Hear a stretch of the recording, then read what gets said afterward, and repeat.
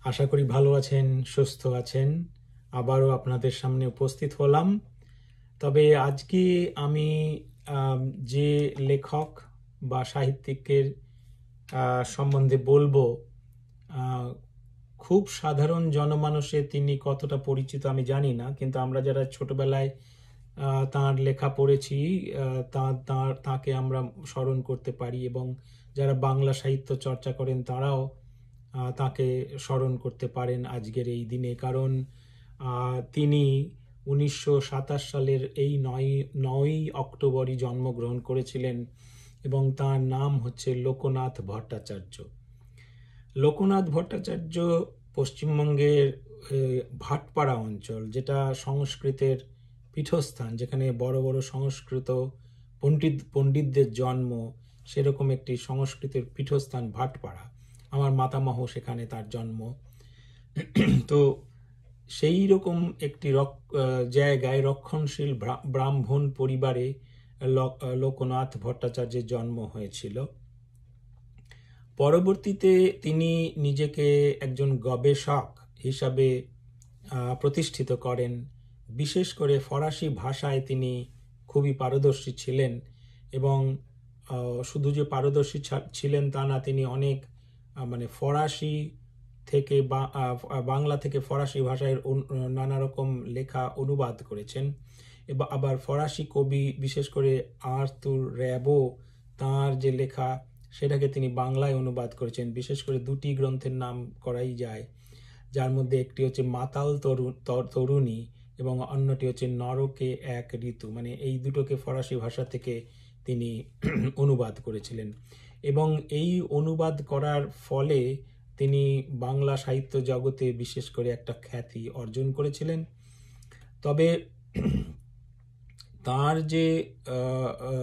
তিনি যে 20টা বই লিখেছিলেন, এই 20টা বই কিন্তু ফরাসি ভাষায় রচিত হয়, মানে অনুবাদ করা হয়, এবং এই অনুবাদ করার ফলে তিনি ফরাসি সাহিত্য সমাজেও অত্যন্ত পরিচিতি লাভ করেন, সুখ্যাতি লাভ করেন, এবং তিনি নানা রকম সম্মাননা পেয়েছিলেন। এবং এই 20টি বই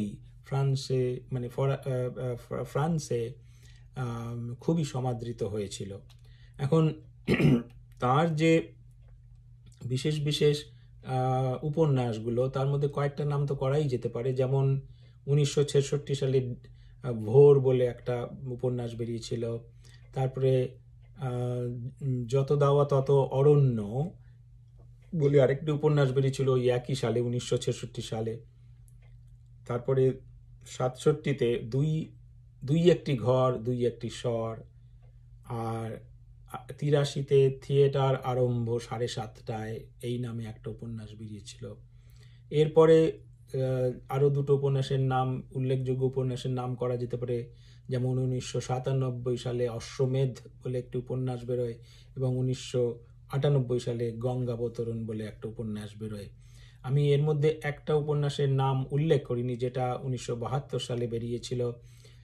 তার নাম ছিল বাবুঘাটের কুমারী মাছ, এবং এটাকে ইংরাজিতে অনুবাদ করা হয়, এবং তার এই একটা মাত্র উপন্যাস ইংরেজিতে অনুবাদ করা হয়, এবং নাম দেওয়া হয় দি ভার্জিন ফিশ অফ বাবুঘাট, এবং মীনাক্ষী মুখার্জি এই অনুবাদটা করেছিলেন। এখন অনেকে বলেন যে এই যে গল্পটা তিনি লিখেছিলেন বাবুঘাটের কুমারী মাছ, এর সঙ্গে নাকি একটি ইংরেজি উপন্যাস মার্গারেট অ্যাটিচুড দ্য হ্যান্ডমেডস টেল বলে 1985 সালে যে বেরিয়েছিল, তার সঙ্গে অনেকটা আকর্ষণীয় রকমের মিল পাওয়া যায় বলে অনেকে বলে থাকেন। তবে একটা জিনিস এখানে বলতে হয় যে এই উপন্যাসটি কি পরিপ্রেক্ষিতে লেখা হয়েছিল বা কি প্রেক্ষিতে লেখা হয়েছিল।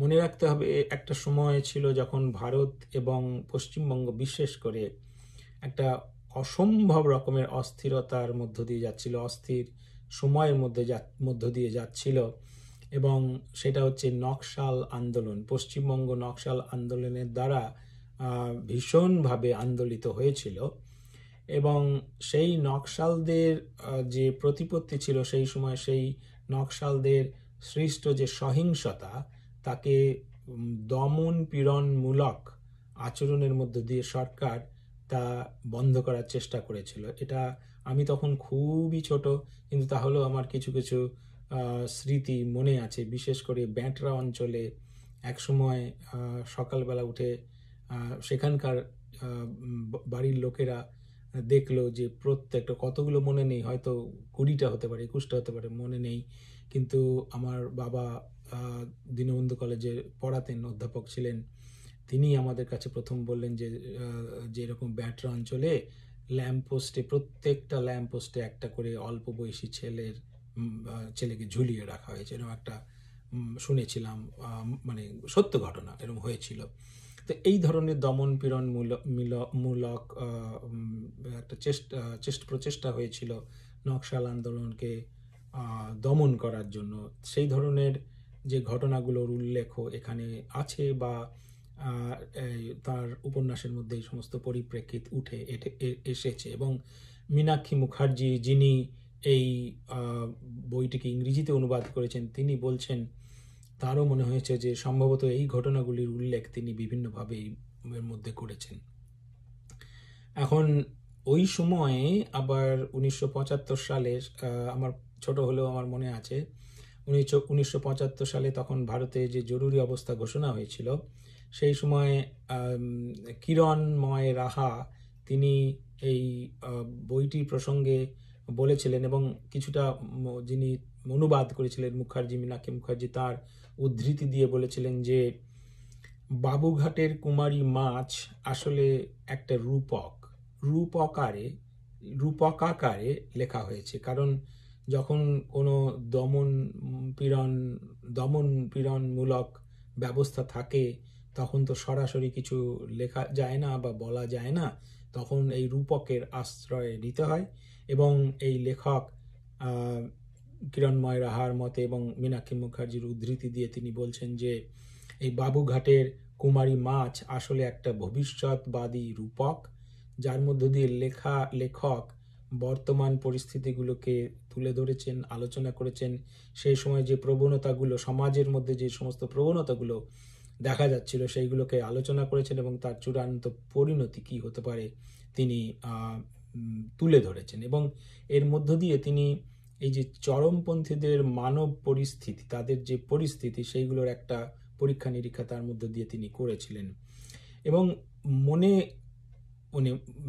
এবং এই গল্পটার উপন্যাসটার মধ্যে এই যে ওই সময়ে চারপাশে যে সামাজিক পরিপ্রেক্ষিত ছিল বা সামাজিক দৃশ্যপট ছিল,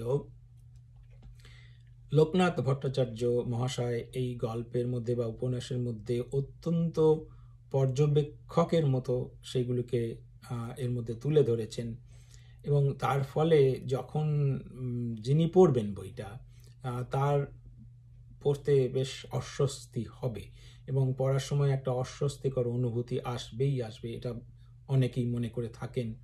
তবে একটা মনে হতে পারে পড়তে পড়তে যে ভবিষ্যৎটা হয়তো খুব বেশি দূরে নয়, বা ওই লেখার মধ্যেই ভবিষ্যৎ কিরকম হবে তার একটা ইঙ্গিত সেখানে রয়েছে। যাই হোক, এবং বাবুঘাটের কুমারী মাছ, যেটাকে বললাম যে ইংরাজিতে অনুবাদ করে বলা হয়েছে দি ভার্জিন ফিশ অফ বাবুঘাট, এইটা একটা অসমাপ্ত ডায়েরির মতো করে লেখা হয়েছে। এবং এখানে একটা কারাগারের বন্দির জীবন তুলে ধরা হয়েছে, এবং যে বন্দির যে ব্যক্তিগত অনুভূতি, অভিজ্ঞতা, অনেকটা এই কনসেন্ট্রেশন ক্যাম্পের মতো একটা পরিস্থিতিতে তাদের যে কি অবস্থা, সেইগুলোকে ব্যাখ্যা করা হয়েছে। এবং যে লোকনাথ ভট্টাচার্যের যে লেখা, তার মধ্যে রূপকাকারে রূপকের আকারে যেগুলো তুলে ধরা হয়েছে, তার মধ্যে ভোগবাদের একটা দৃষ্টান্ত আছে। এবং বলা হচ্ছে যে একজন লেখক যিনি শাস্তি হিসাবে লিখতে বাধ্য হচ্ছেন, এবং তার লেখা ব্যবহার করে অমানবিকীকরণ প্রতিরোধ করতে এবং তার হারানো ভাষা এবং পরিচয় পুনরুদ্ধার করতে চেষ্টা করা হচ্ছে। এবং উপন্যাসটি যারা সমালোচনা করেন, বা উপন্যাসটি সমালোচনা করে যে ভোগবাদী সংস্কৃতি বা আহ, এর যে প্রভাব, ভোগবাদী সংস্কৃতির যে প্রভাব, এবং তার মধ্যে যে কোনো জবাবদিহিতার বালাই নেই, সেই তার ফলে এক ধরনের ক্ষমতা আসে। সেই ক্ষমতা মানুষকে নির্বোধ একটা শারীরিক প্রাণীতে পরিণত করতে পারে, এবং যেটা ফলে আলটিমেটলি যেটা হয় সেটা হচ্ছে যে একটা স্বাধীনতার আকাঙ্ক্ষা গড়ে উঠতে পারে, বা মানুষ স্বাধীনতার আকাঙ্ক্ষাকে উদযাপন করতে পারে বা চেষ্টা করতে পারে। এই ধরনের একটা আহ, এই ধরনের একটা কি বলবো, ওভারঅল গল্পটাকে দেখলে সেভাবে এই গল্পের মধ্যে তুলে ধরা হয়েছে। তো এখন লোকনাথ ভট্টাচার্যের দি ভার্জিন ফিশ অফ বাবুঘাটি বলুন, বা বাবুঘাটের কুমারী মাছই বলুন, আমরা যখন ছোটবেলায় পড়েছিলাম বাবুঘাটের কুমারী মাছ এটাই পড়েছিলাম। আমি ইংরেজি ভার্সনটা পড়িনি, তবে পড়বো কোনো একটা সময় পেলে। অনেক আগে পড়েছি, পুরো গল্পটা যে একদম পুঙ্খানুপুঙ্খভাবে মনে আছে তা তো নয়, কিন্তু এইটুকু বলতে পারি যে লোকনাথ ভট্টাচার্য হয়তো আমাদের বাংলা সাহিত্যে যতটা স্বীকৃতি পাওয়ার দরকার ছিল তাঁর, সেই স্বীকৃতি তিনি হয়তো পাননি, কিন্তু তার অন্তত আমার মনে হয়েছে যে তার আরও বেশি স্বীকৃতি পাওয়া উচিত ছিল। কাজেই আমরা যারা বাংলাকে ভালোবাসি, যারা বাংলা সংস্কৃতিকে ভালোবাসি, যারা বাংলা সাহিত্যের মধ্য দিয়ে আমরা অতীতকে দেখে নূতন পথে এগিয়ে যাওয়ার দিশা খুঁজবার চেষ্টা করি। কারণ আমার মনে হয়েছে, বারবারই আমি একই কথা বলি, যে বাংলা সাহিত্যে কবি বলুন বা বাংলা সাহিত্যে কবি বলুন বা উপন্যাসিক বলুন বা গল্পকার বলুন, প্রত্যেকেই কিন্তু, অনেকেই কিন্তু তাদের রচনার মধ্য দিয়ে আসলে আমাদের সমাজের মানে সমাজে আমরা কিভাবে একটা সুনির্দিষ্ট দিকে এগোতে পারবো, সেইটা মানে ইতিবাচক দিকে এগোতে পারবো, এবং আমরা সমাজকে সুন্দরভাবে এগিয়ে নিয়ে যেতে পারবো, সেটাকেই তুলে ধরার চেষ্টা করেছেন, আমাদের দিক নির্দেশনা দিয়ে গেছেন। কাজেই আমার মনে হয় লোকনাথ ভট্টাচার্যকে আজকে তার জন্মদিনে স্মরণ করে আমরা এইভাবেই তাকে সম্মান জানাতে পারি। যাই হোক, ভালো থাকবেন। আর আবারও অনুরোধ করছি, আমাদের এই যে চ্যানেল চবুতারা, এটাকে আপনারা যেমন করছেন, অলরেডি অনেকে করছেন, আমার খুব ভালো লাগছে, কিন্তু আমরা আরও এগোতে চাই। আপনারা আমাদের পাশে থাকুন, গ্রাহক হন, আমাদের শুভেচ্ছা রইল। ভালো থাকবেন, সুস্থ থাকবেন, আবার পরে কোনো একদিন দেখা হবে। ধন্যবাদ।